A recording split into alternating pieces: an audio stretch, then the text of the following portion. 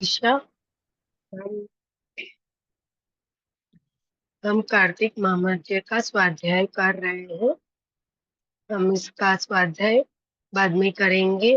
पहले हम 15-20 मिनट का ध्यान करेंगे ताकि हम पूरे दिन की जो भी अपनी सोच समझ है उसको थोड़ा बाजू में रख सके और अच्छे से इस कथा को सुन पाए और समझ पाए, है ना। और जो जुड़ना चाहेंगे पीछे से वो जुड़ पाए। इसीलिए चलिए जी। शुरू करेंगे। 1 मिनट प्रीति जी। ममता जी को होस्ट बना दीजिए। म्यूजिक शेयर करना होगा ना।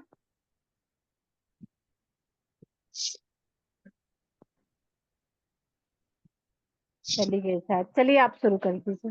हाँ, हो गया हो गया। चलिए ठीक है अपनी प्रीति अपनी जी। पोजीशन ले लेंगे, पालती पालती मारेंगे। जो ऊपर बैठे हैं वो अपने पैरों को क्रॉस करेंगे,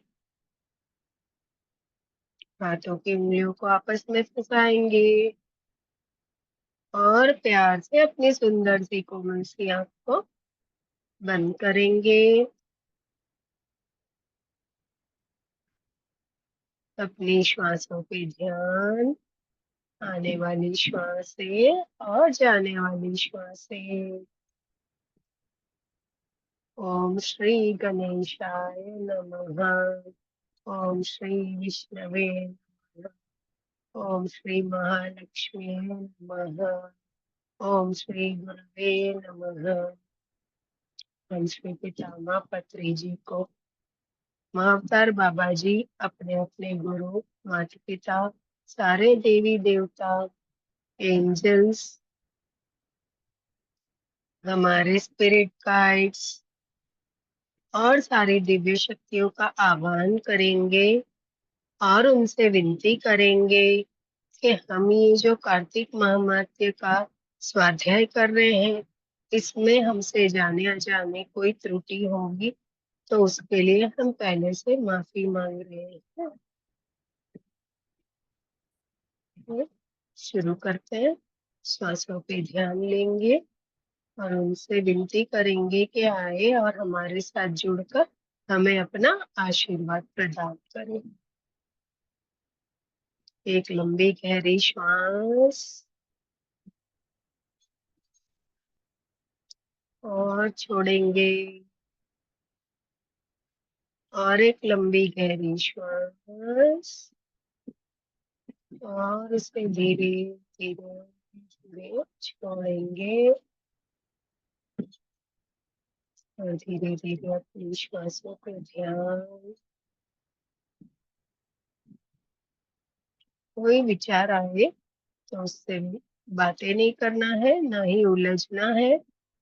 हमें केवल और केवल अपने श्वासों पे ध्यान देना है। ये समय हमारा समय है, हमारे ध्यान का समय है, हमारे स्वाध्याय का समय है। थोड़ी देर इस भौतिक जगत को भूल के हम अपने अंतर जगत में खो जाएंगे और उस परमात्मा पितामह सभी से एक होंगे।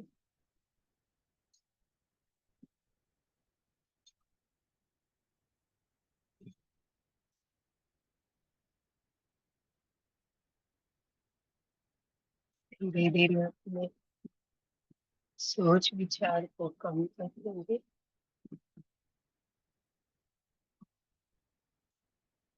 अपने मस्तिष्क को शांत करेंगे। शरीर के एक एक अंग को, आंखें, कान, मुंह, गला, कंधे, हाथ, हाथों की उंगलियां, हाथों के नाखून, हृदय,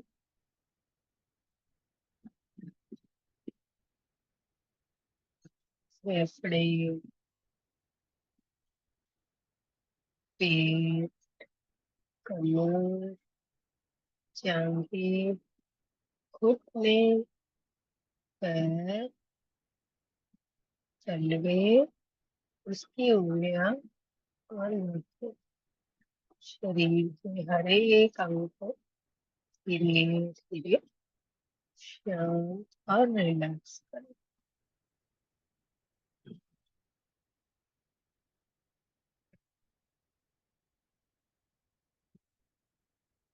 एकदम स्थिरता से हमारी श्वासों पर ध्यान देंगे।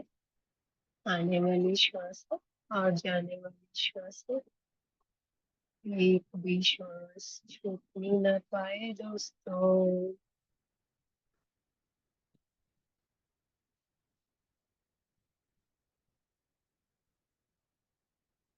कोई श्वास बेकार न जाए। हर एक आने वाली श्वास से हम ऊर्जा का अनुभव करेंगे और जाने वाली श्वास से हमारे भीतर जो नेगेटिविटी, रोग, गलत विचार, उन सभी को बाहर जाते हुए देखेंगे।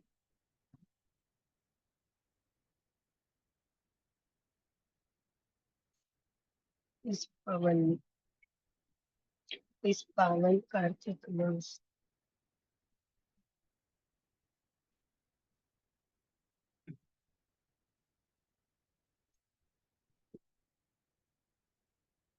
चलिए हम एक शिवालय की ओर चलते हैं। शाम की वेला है।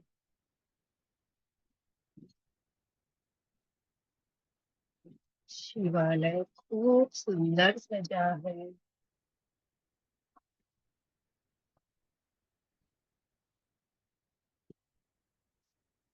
दीपावली का समय है। सारे दीपों से जगमगा रहा है।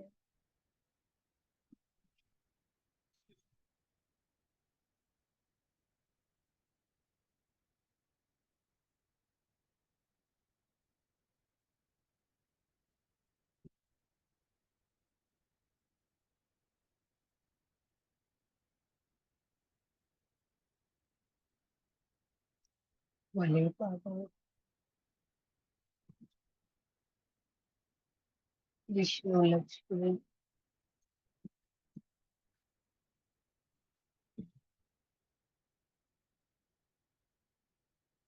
माता रानी, नवग्रह, गणपति जी, सभी के दर्शन करते करते हम चले।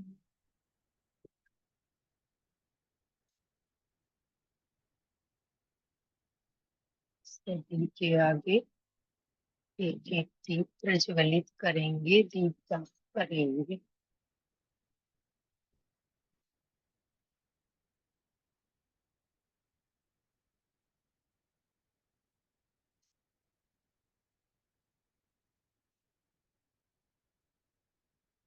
पहले श्री गणपति जी के आगे दीप प्रज्वलित करेंगे,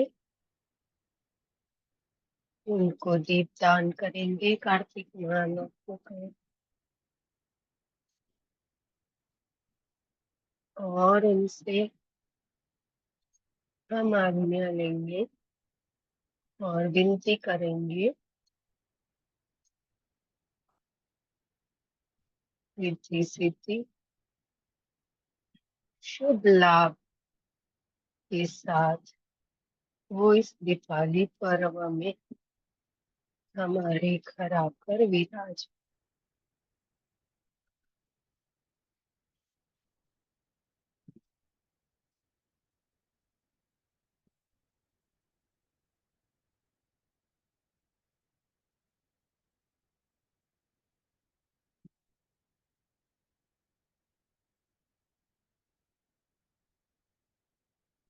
और हम लक्ष्मी जी, विष्णु जी की ओर बढ़ेंगे।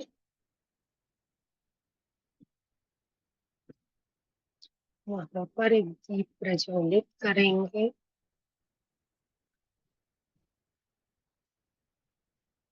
ओम विष्णवे नमः।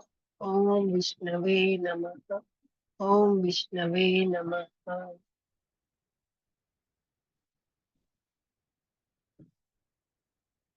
उनको भी आमंत्रण देंगे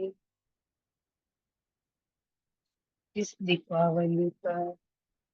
वो श्री महालक्ष्मी जी संग हमारे घर पधारे और हमारे घर को सुख संपत्ति से भर दे।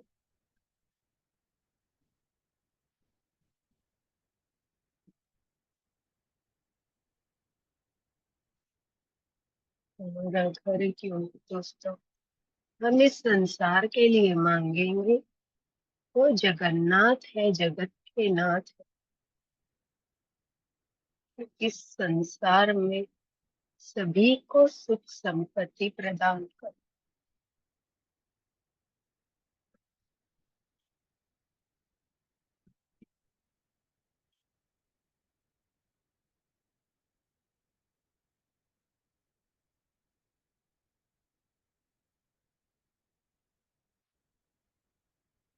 अब हम आगे बढ़ेंगे। जहाँ जगत जननी माता रानी का मंदिर है, वहां पे दीप प्रज्वलित करेंगे। ओम ओम ओम। माता रानी को आमंत्रण देंगे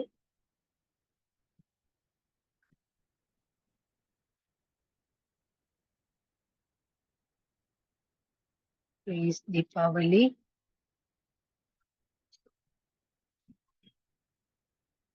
वो हमें खूब शक्ति प्रदान कर। क्योंकि आजकल खाना पीना ऐसा हो गया है कि लोगों में ताकत ही नहीं है। इसीलिए हम उनसे विनती करेंगे, आज हम आपको ये दीपदान दे रहे हैं कार्तिक महीने में। आप हमें खूब शक्ति प्रदान करें ताकि आने वाली इवेंट्स और समय के साथ हम अच्छे से मुकाबला कर सके।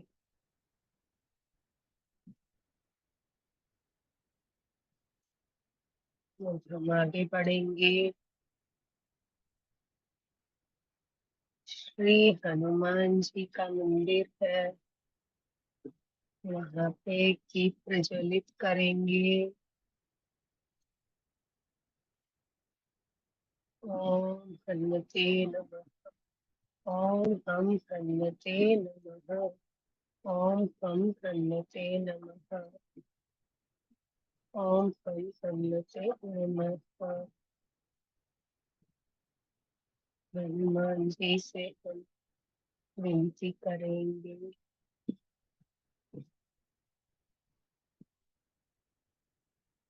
इस दीपावली आप भी हमारे घर पधारे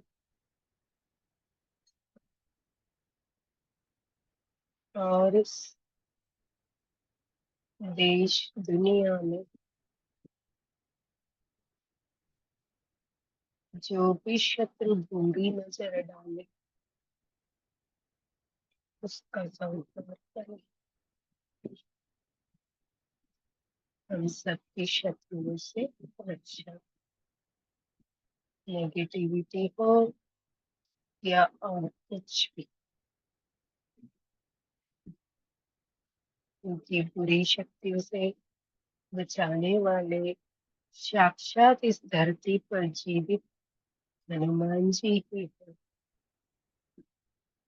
वो हमारे रक्षक देव हैं, इसीलिए हम उनसे रक्षा की विनती करेंगे।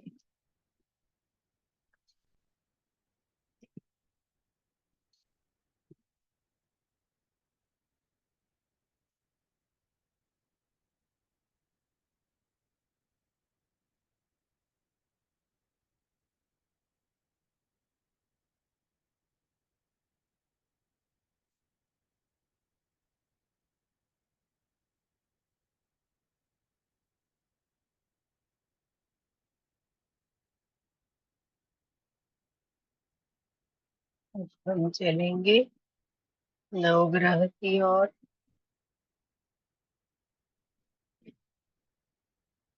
यहाँ पे एक दीप प्रज्वलित करेंगे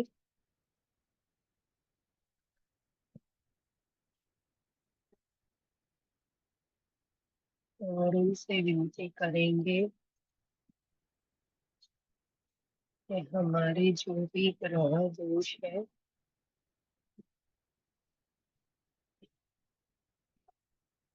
वो सब शांत हो जाए,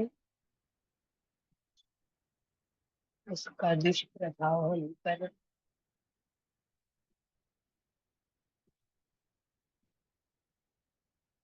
न पड़े।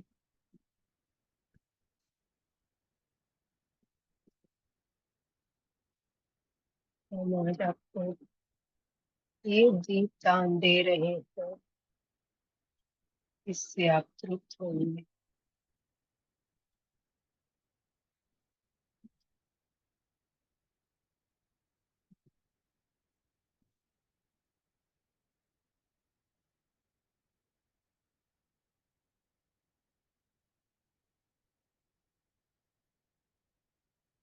अब हम इस मंदिर की जलाशय की ओर चलेंगे।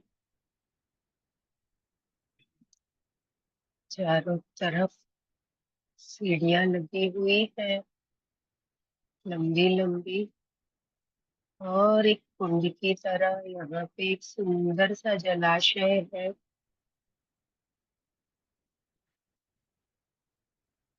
जहाँ बहुत सारे दीप प्रज्वलित हैं। अब हम एक दीप दान इस जलाशय में करेंगे और ये विनती करेंगे कि हम पवित्र नदियों तक तो नहीं पहुंच सकते हैं, इसीलिए हम यही से भाव करेंगे कि ये जो दीपदान है ये हमारे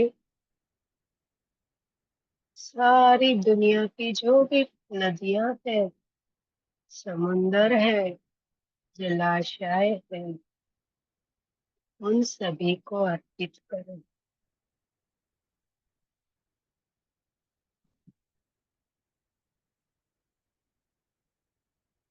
ओम कृष्णार्पणम।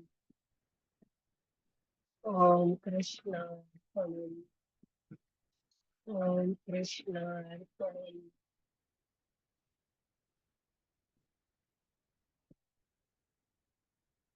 देखिए कार्तिक महीने में जलाशय नदियों में दीप प्रज्वलित करके उसे छोड़ा जाता है।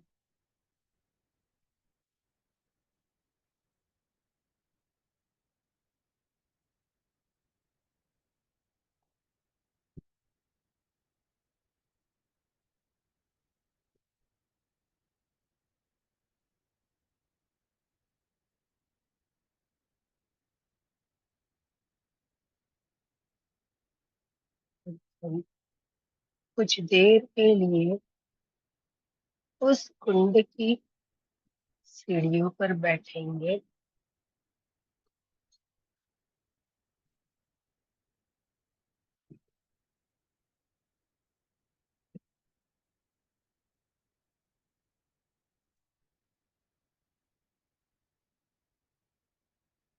और जो दीप जल रहे हैं, इतना सुंदर नजारा है।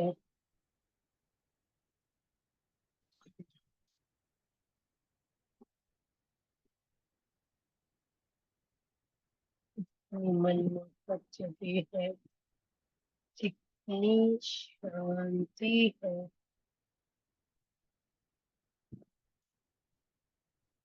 कुछ देर के लिए हम यहाँ पे ध्यान करेंगे, पोजीशन में बैठ जाएंगे, पालती पालती मारकर या पैर क्रॉस करके, उंगलियों को फंसाकर आंखें बंद करके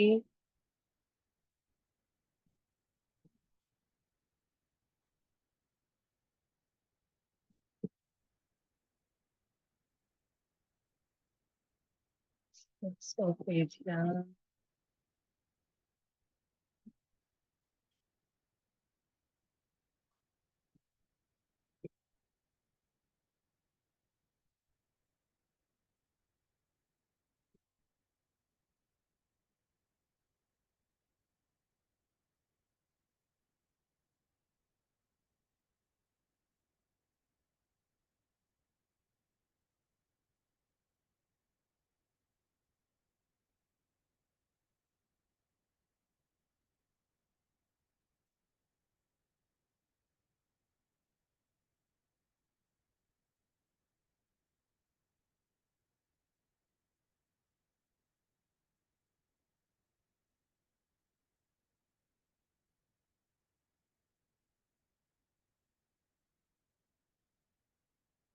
इस कुंड के बीच में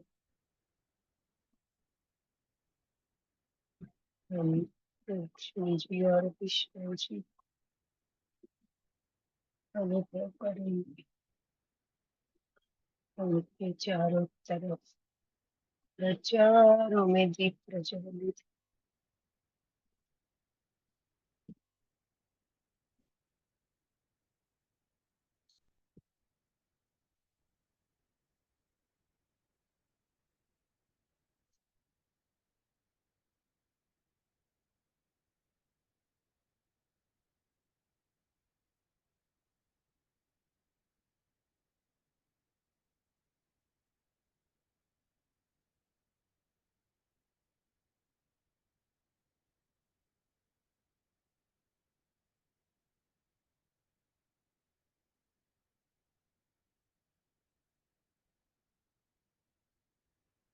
श्री राम रामेति रमे रामे मनोरमे सहस्रनाम तत्तुल्यं राम नाम वरानने।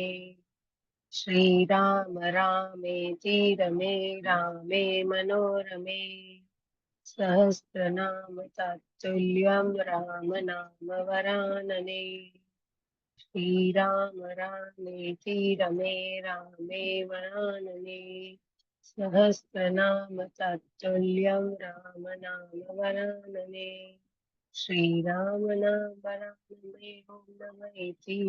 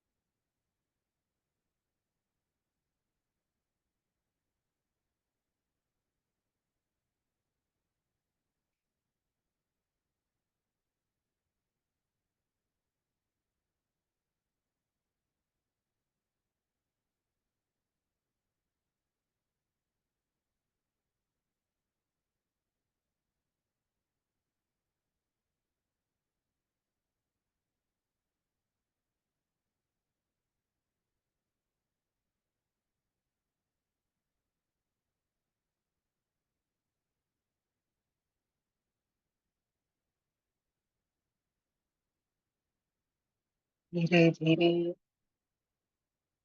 अपने आप को महसूस करेंगे।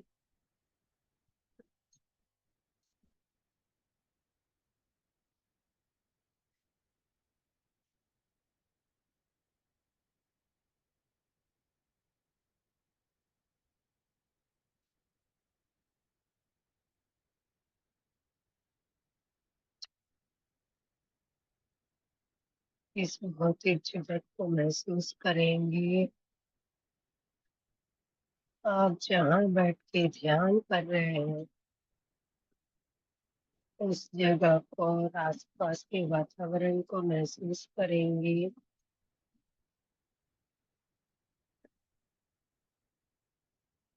अपने शरीर में होने वाले परिवर्तन और शांति को महसूस करेंगे। धीरे से अपने पैरों को हिलाएंगे, अपने पैर की उंगलियों को हिलाएंगे और आप लग खोल सकते हैं। और धीरे से अपने हाथों को हिलाएंगे, हाथों की उंगलियों को हिलाएंगे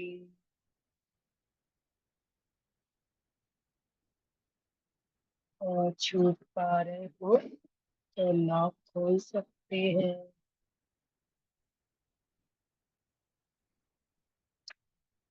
और अपनी हाथों की दोनों हथेलियों को प्यार से अपनी सुंदर सी कोमल सी आंखों पे रखेंगे।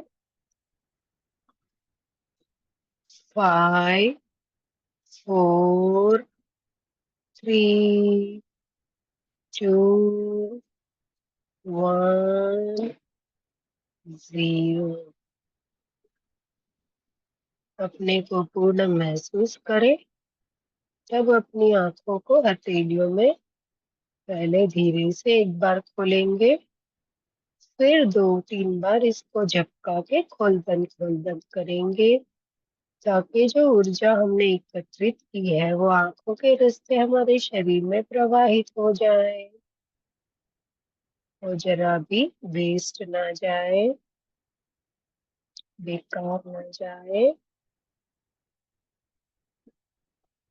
अब अपने हाथों की हथेलियों को चेहरे पे स्पर्श कराते हुए, अपने कंधों को स्पर्श कराते हुए, हाथों को स्पर्श कराते हुए, पैरों को स्पर्श कराते हुए अपने शरीर पे उस ऊर्जा को फैलाएंगे और एक प्यारी सी मुस्कान के साथ आप अपनी आंखें खोल सकते हैं।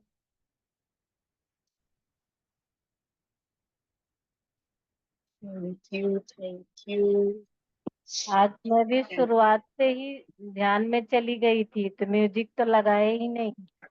5 मिनट पहले मुझे याद आया, अरे म्यूजिक भी लगाना था। फिर वैसे अच्छा हुआ म्यूजिक नहीं लगाना, तो आपकी सारी बातें क्लियर सुनाई दे रही थी और हम्म। अच्छा ध्यान हुआ। इसीलिए वो शायद से मास्टर्स को म्यूजिक जो, नहीं लगाया। हाँ बस वो नहीं करवाना था इसलिए आपको ध्यान में बिठा दिया हाँ। और मुझे बोलने में लगा दिया। जब भी, हाँ सही। चलिए थोड़ा थोड़ा पानी पी लेंगे और फिर स्वाध्याय की ओर चलेंगे।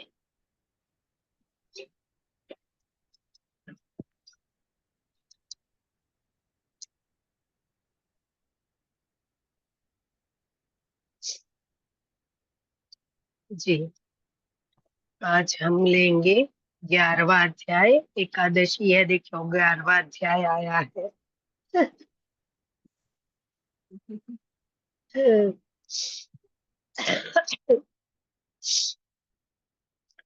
नारद जी ने कहा, एक समय जलंधर पत्नी सहित असुरों से सम्मानित हो सभा में बैठा था, तो परम कीर्तिवान श्री शुक्राचार्य जी वहां पहुंचे, जिनके तेज से सब दिशाएं प्रकाशित हो गई। गुरु जी को आता देख असुरों सहित सागर पुत्र ने उठकर बड़े आदर से उनको प्रणाम किया। तेजस्वी शुक्राचार्य जी ने सबको आशीर्वाद दिया, फिर एक आसन पर बैठकर सब दैत्यों भी यथा स्थान पर बैठ गए और सागर पुत्र ने नम्रता से यह प्रश्न किया, हे गुरुजी, राहु का सिर किसने काटा था? आप हमें यह बतलाइए। इस पर श्री शुक्राचार्य जी ने विरोचन पुत्र हिरण्यकश्यपु और उसके धर्मात्मा पौत्र का परिचय देकर देवताओं और असुरों के द्वारा समुद्र मंथन को संक्षेप में सब कथा कहकर यह बतलाया कि जब समुद्र से अमृत निकला तो उसे देव रूप से राहु पीने चला। अब एक दिन क्या हुआ, नारद जी अब एक समय जलंधर पद मतलब वो जो समुद्र से निकला था ना राक्षस जलंधर, उसका नाम रखा गया था जो हमने आगे पढ़ा। वो एक बार अपनी सभा में बैठे थे, तब नारद जी आए और उतने में शुक्राचार्य जी आए।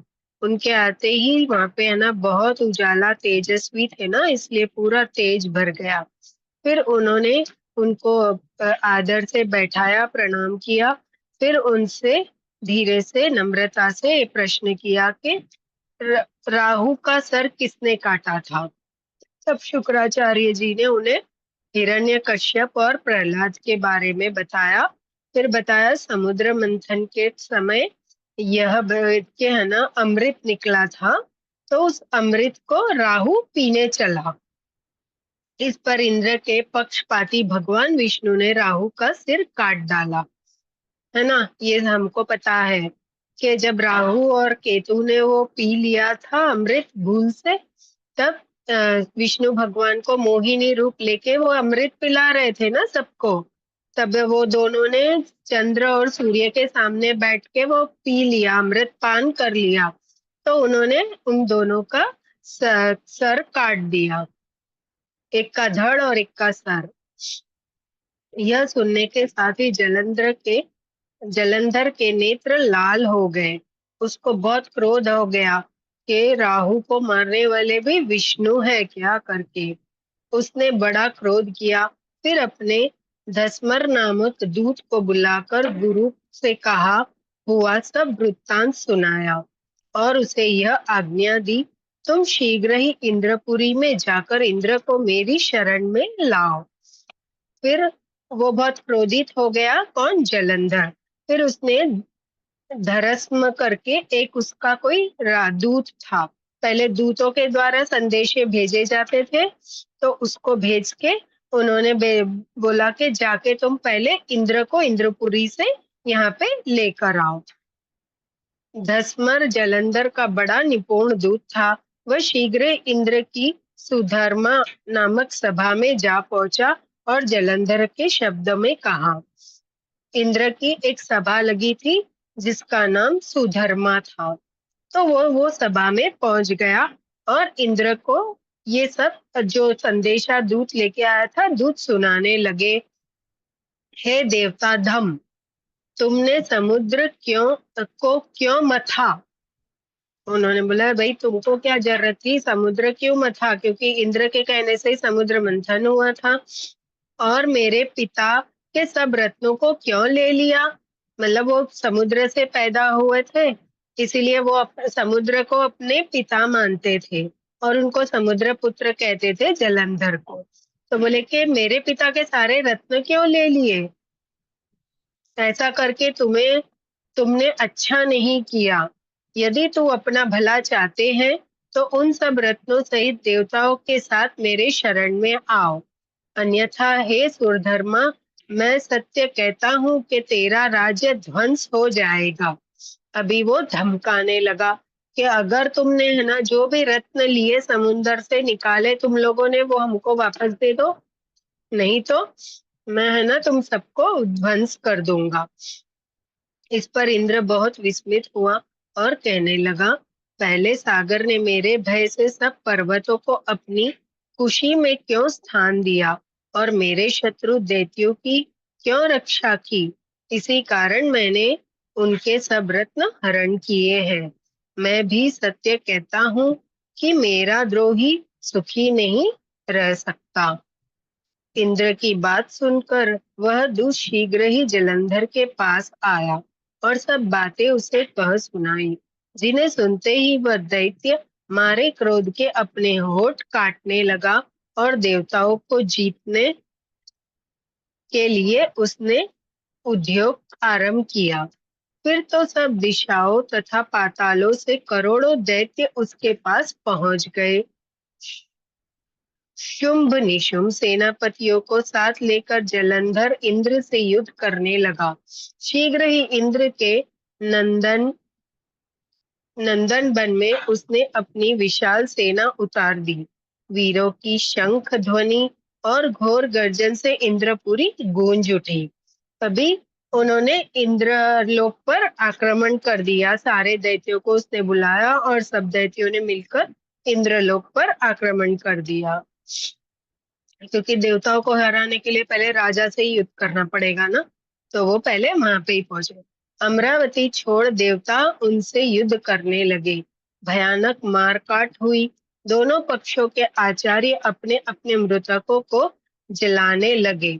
असुरों के आचार्य गुरु शुक्र अपनी मृत संजीवनी विद्या से और देव गुरु बृहस्पति द्रोणागिरी से औषधि लाकर मुर्दों को जिलाते रहे।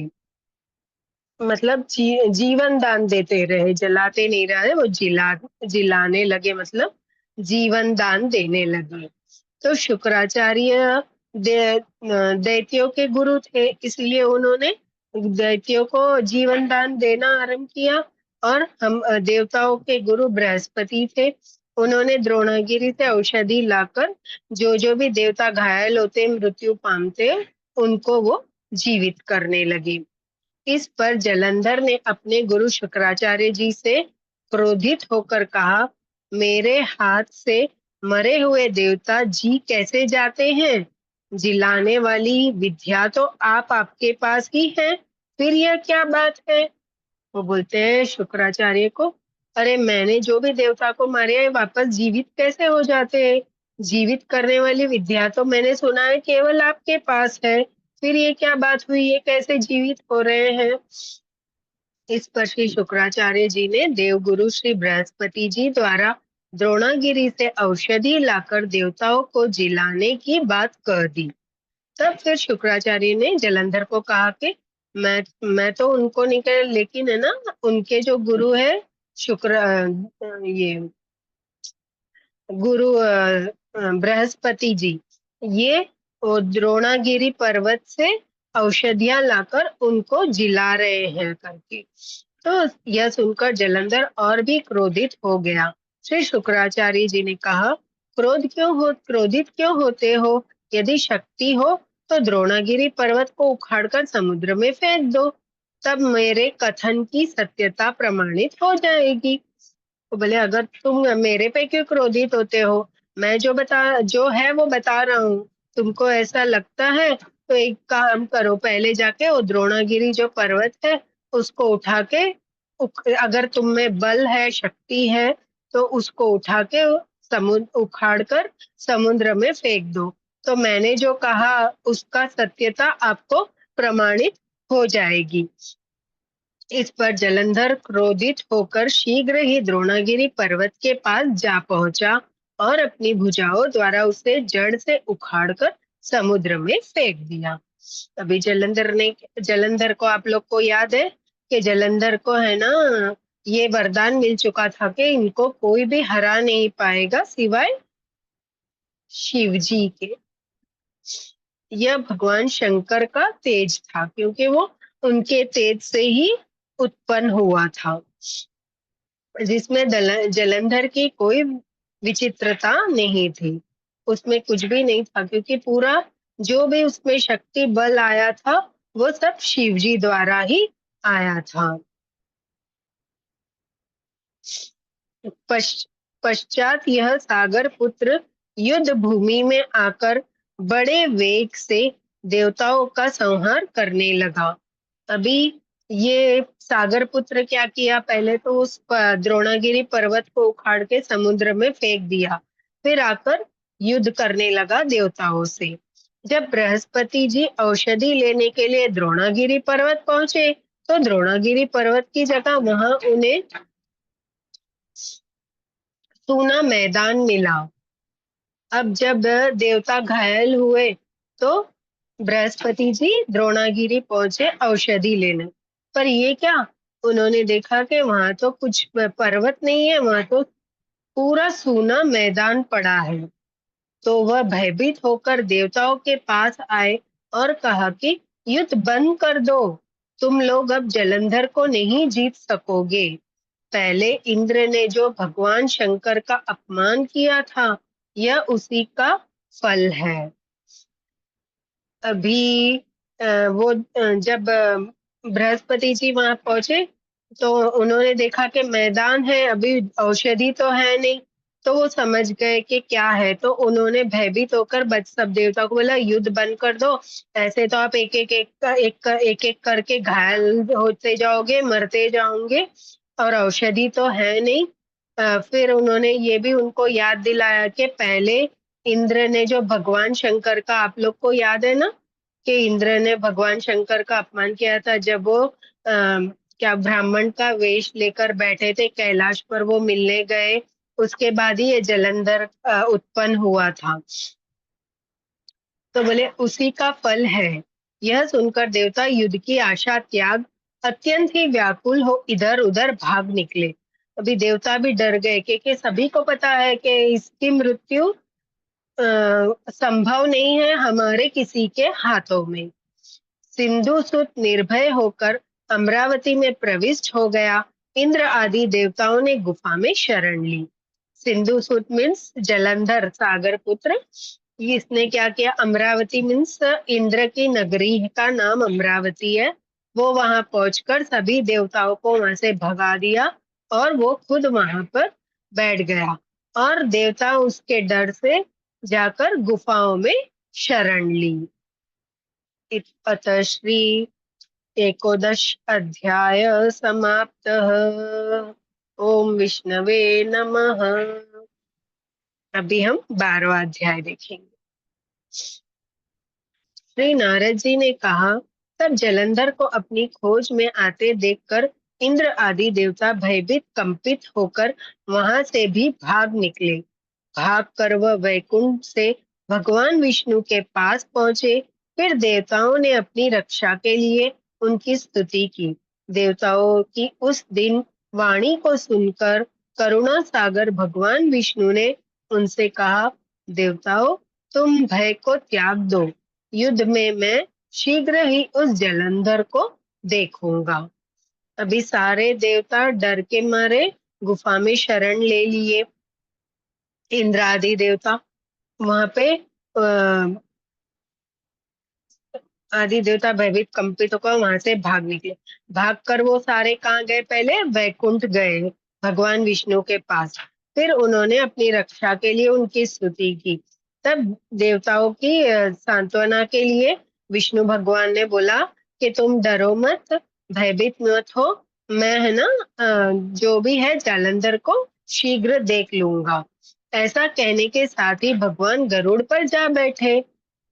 तब देवताओं सहित उन्हें युद्ध क्षेत्र की ओर प्रयाण करते देख समुद्र तनया लक्ष्मी ने नेत्रों में जल भर आया और उन्होंने कहा, हे नाथ, यदि मैं सर्वदा आपकी प्रिय हूँ और भक्त हूँ, तो मेरा भाई आप द्वारा युद्ध में कैसे मारा जाना चाहिए। अभी ये भी आपको पता है कि समुद्र मंथन में सागर से लक्ष्मी जी भी खुद निकले थे, तो वो सागर के पुत्री है, और जलंधर सागर का पुत्र है, तो वो भाई बहन हुए ना। तो वो जब विष्णु जी गरुड़ पे बैठ के जलंधर से युद्ध करने के लिए निकले, तब लक्ष्मी जी ने अपनी आंखों में जल भरकर उनसे कहा कि अगर मैं आपकी प्रिय हूँ और भक्त हूँ, तो फिर युद्ध में आप मेरे भाई को कैसे मार सकते हो। इस पर भगवान विष्णु ने कहा, यदि तुम्हारी ऐसी ही प्रीति है तो मैं उसे अपने हाथों से नहीं मारूंगा, परंतु युद्ध में तो जाऊंगा ही। उन्होंने बोला कि मैं, अगर तुमको ऐसे लगता है कि तुम्हारा भाई है, अभी सब भाई बहन को एक दूसरे पे प्रीत तो होती ही है ना, तो मैं उसको अपने हाथों से नहीं मारूंगा, लेकिन ये देवता मेरी शरण में आए हैं तो मुझे युद्ध में तो जाना होगा और उससे लड़ना ही होगा, क्योंकि देवताओं ने मेरी बड़ी स्तुति की है। ऐसा कहकर शंख चक्र गदा पद्मधारी भगवान विष्णु गरुड़ पर चढ़े हुए शीघ्र ही युद्ध के उस स्थान में जा पहुंचे जहां पर की जलंधर विद्यमान था। वहां पे जलंधर ये लोग का इंतजार कर रहा था कि कौन आए और युद्ध करे युद्ध मैदान में, क्योंकि सारे देवता भाग चुके थे। विष्णु के तेज से अर्पित देवता सिंहनाद करने लगे। अब विष्णु जी के साथ सारे देवता निकले युद्ध करने। फिर तो अरुण ने अनुज गरुड़ के पंखों की प्रबल वायु से पीड़ित हो दैत्य इस प्रकार घूमने लगे जैसे आंधी से बादल आकाश में घूमते हैं।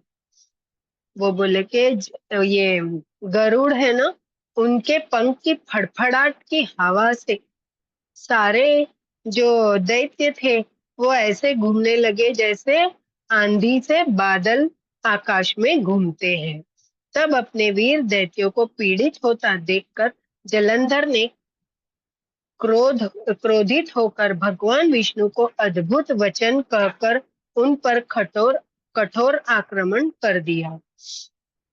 जब जलंधर ने देखा कि मेरे सारे दैत्य ये गरुड़ के पंख के फड़फड़ाहट से इस तरह से पीड़ित हो रहे, तो उन्होंने उसको बड़ा क्रोध हुआ और उसने विष्णु भगवान को अद्भुत वचन कहकर कठोर कठोर वचन कहकर उन पे आक्रमण कर दिया। यहाँ से आगे की वार्ता वर्षा ऋतु की संपत्ति की घोतक है। इत श्री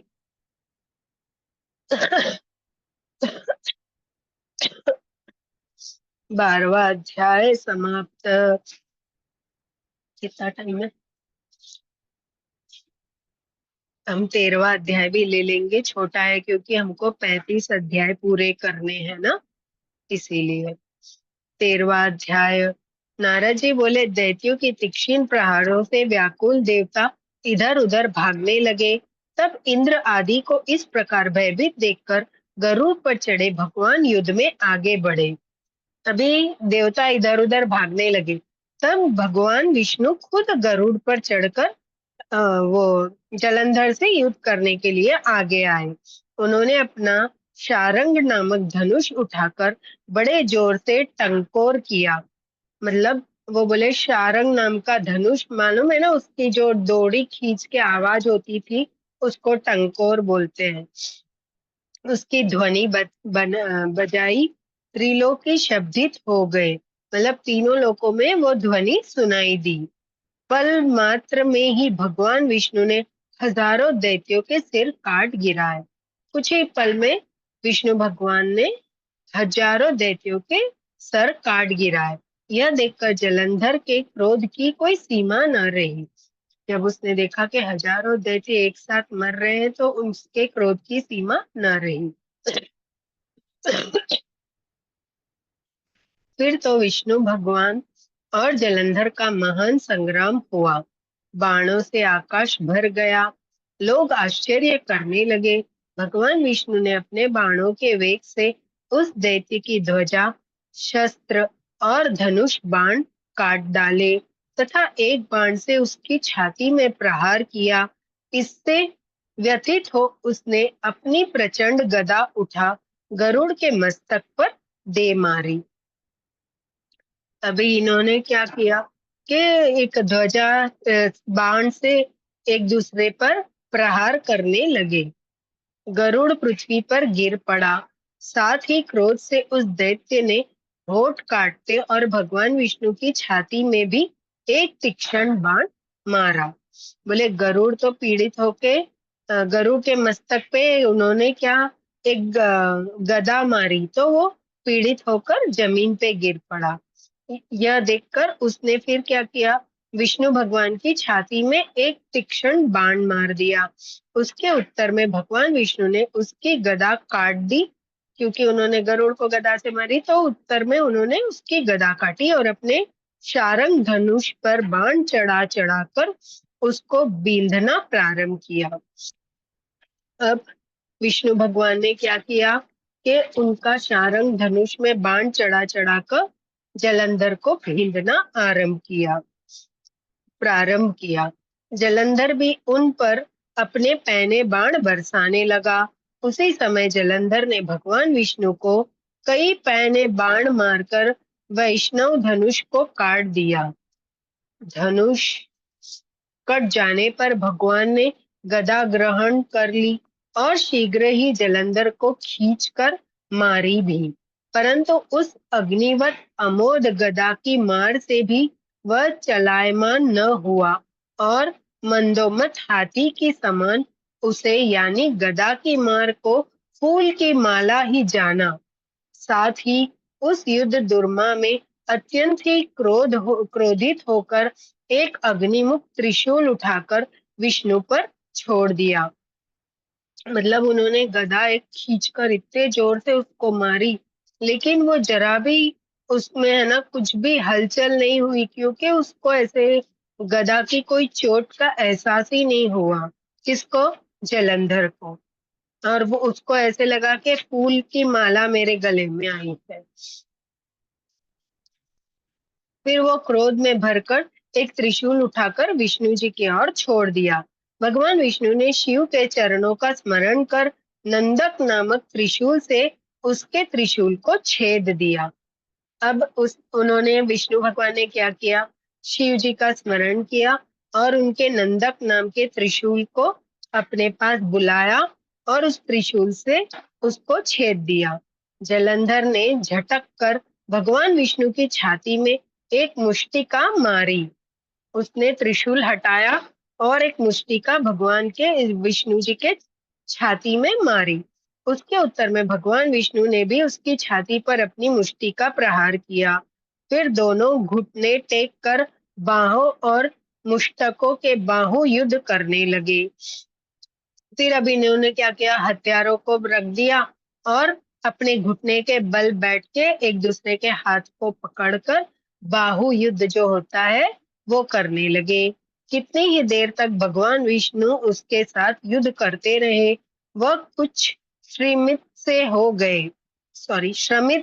गए। तब सर्वश्रेष्ठ मायावी भगवान उस दैत्यराज से मेघवाणी में बोले। अब भगवान विष्णु है ना थोड़े थक से गए, मतलब श्रमित हो गए। तो फिर उन्होंने बड़ी वेगवाणी में मतलब गुस्से में जोर से उसको कुछ बोला। हे रण दुर्मम दैत्य, श्रेष्ठ तू धन्य है जो इस महायुद्ध में इतने बड़े बड़े आयुधों से भी भयभीत न हुआ। तेरे इस युद्ध से मैं बड़ा प्रसन्न हूँ। तू जो चाहे मांग, मैं अदेय वस्तु भी आज तुझको दे दूंगा। अब भगवान विष्णु बोले अभी ये तो हार नहीं मान रहा है, चलो इसको कोई वरदान ही दे दे। तो उन्होंने उसकी थोड़ी तारीफ कर दी कि हे भाई तू तो बहुत ही महान है कि इतने बड़े बड़े हथियार और इतना सब आने के भयभीत तू तो जरा भी भयभीत नहीं हुआ है। मैं तेरे पे बड़ा प्रसन्न हूँ। चल आज तू जो मांगे वो मैं तुझे देता हूँ। मायावी भगवान विष्णु की ऐसी वाणी सुनकर जलंधर ने कहा, हे भावुक, यदि आप मुझ पर प्रसन्न हैं, तो यह वर दीजिए कि आप मेरी बहन के साथ तथा अपने सारे कुटुंबियों सहित मेरे घर पर निवास करेंगे। अभी जलंधर ने ये मांग लिया कि अरे भाई भगवान, अगर आप मेरे पे प्रसन्न हो, मैं इतना अच्छा हूँ, तो अब आप एक काम कीजिए कि आप है ना मेरी बहन लक्ष्मी जी के और आपके सारे कुटुंबियों सहित मेरे घर पे आके निवास करेंगे। नारद जी कहते हैं उसके ऐसे वचन सुनकर भगवान विष्णु को खेद हुआ। अभी वरदान तो मांगने को कह दिया, अभी तो उनको देना ही पड़ेगा उसने जो मांगा। अभी विष्णु भगवान को खुद के वरदान पे खेद होने लगा। अरे मैंने इसको क्या दे दिया, अभी ये तो मुझे मेरे पूरे कुटुंब सहित इसके यहाँ आके निवास करने का आमंत्रण दे दिया। किंतु उसी क्षण उन देवेश ने तथास्तु कह दिया। अभी उनको तो कहना ही था क्योंकि उन्होंने वचन दे दिया था, तो उनको तथास्तु बोलना था। अब भगवान विष्णु सब देवताओं के साथ जलंधरपुर में जाकर निवास करने लगे।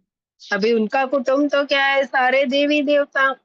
तो तब भगवान विष्णु सारे देवताओं को लेकर जलंधर के वहां निवास करने लगे।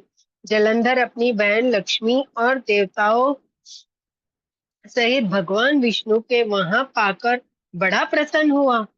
अभी उसको कुछ युद्ध करने की जरूरत ही नहीं पड़ी। एक वरदान ने उसका काम कर दिया। सारे देवता उसके यहाँ पर आकर रहने लग गए।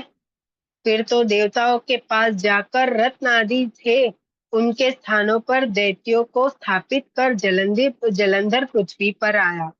अभी सबको बुला लिया और पीछे से उनके वहां पे लोकों में जाकर उन्होंने जितने भी उनके रत्न जेवारा जो भी थे सब कुछ ले लिया।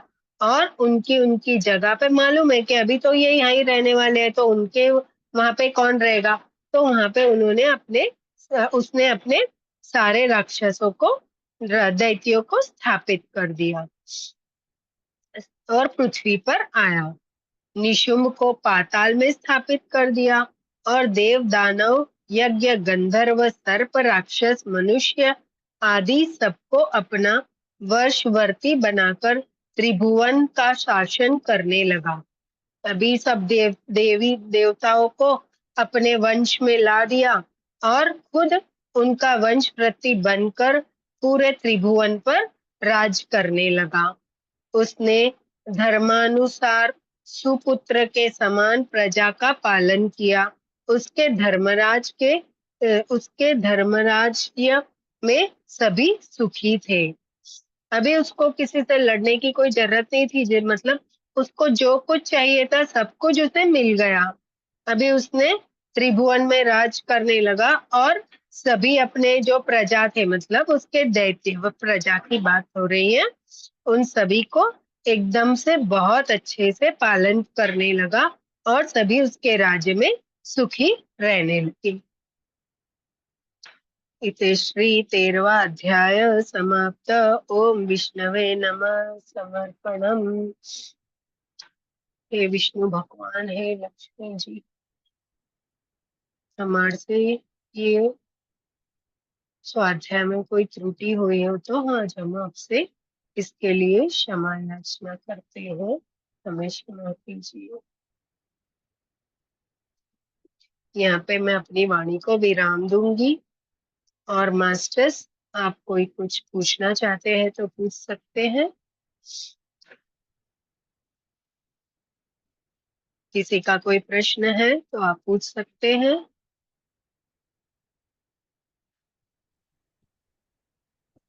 जी प्रीति जी, जी, बहुत अच्छा ध्यान रहा प्रीति जी, और स्वाध्याय धन्यवाद। भी बहुत ही अच्छा रहा। तो thank you Preeti ji, thank you. Thank you, thank you. जी, तो अभी शायद कोई नहीं है तो हम अपना यहाँ एंड करते हैं, है ना। और रात के 9 बजे में सीतायन चल रहा है ना। हाँ, तो आप सभी जरूर से जुड़िएगा और सीतायन भी सुनिएगा। बहुत ही अच्छी किताब है ना। अभी जूम और यूट्यूब से मुझे सुनने वाले सभी मेरे ध्यानियों का मैं दिल से धन्यवाद करती हूँ। सभी को थैंक यू, धन्यवाद धन्यवाद धन्यवाद। जी, हम ये मीटिंग यहाँ पे लीव करेंगे। भी कल का कैसे करेंगे वो हम डिस्कस करेंगे बाद में, है ना। कल सभी को धनतेरस की पूजा है ना, शाम के समय में। तो हम देखते हैं कि हमारा कैसे होगा कल। चलिए, फिर हम आपसे बता देंगे। कल आपको मैसेज आ जाएगा कि हम कल कैसे करने वाले हैं, है ना। चलिए, thank you so much. Thank you Preeti ji, thank you. मेरे सभी टीम वालों को भी थैंक यू। एंड करेंगे।